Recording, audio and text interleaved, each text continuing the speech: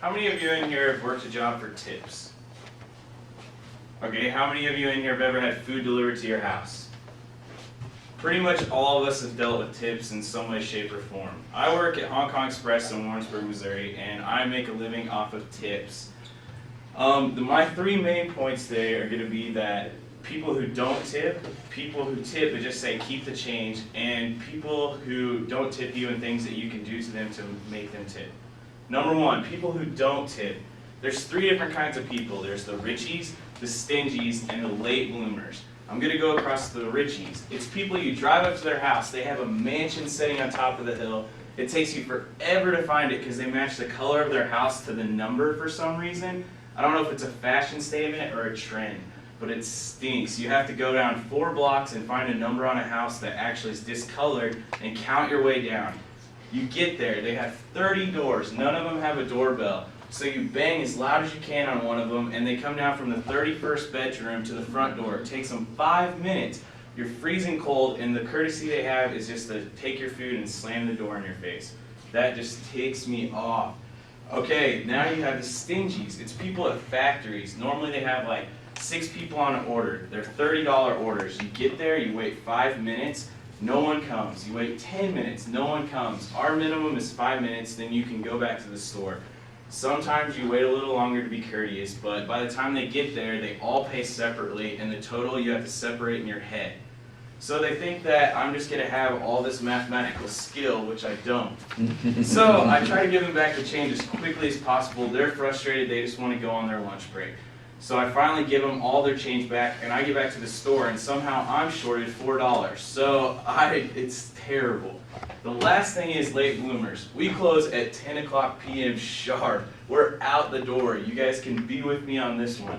9:55, we get a call, and it's someone out in the boonies who wants us to deliver an $8 order.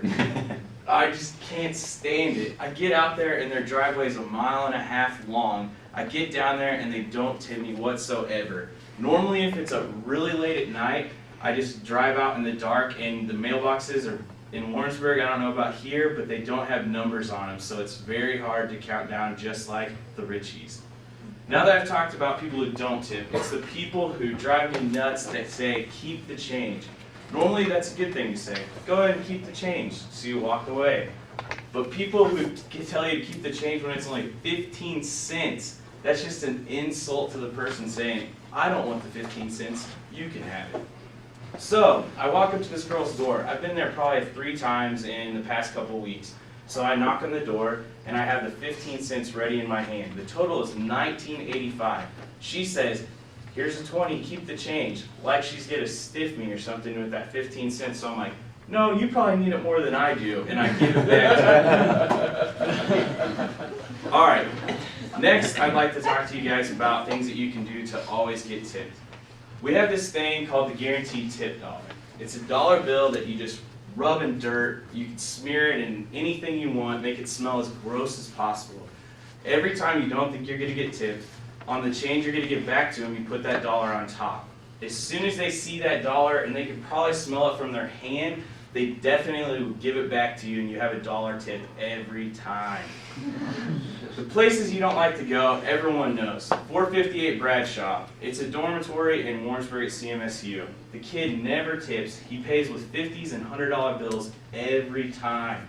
He doesn't tell us, so when we get there, we have to give him all of our change in our bag.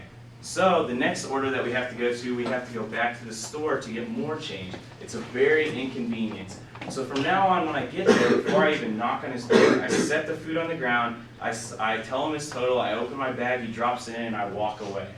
I make him pick it up. I know that doesn't sound like a very bad thing, but a common courtesy as a delivery driver is to hand him the food. So me and him are kind of on a no-name basis, for that matter.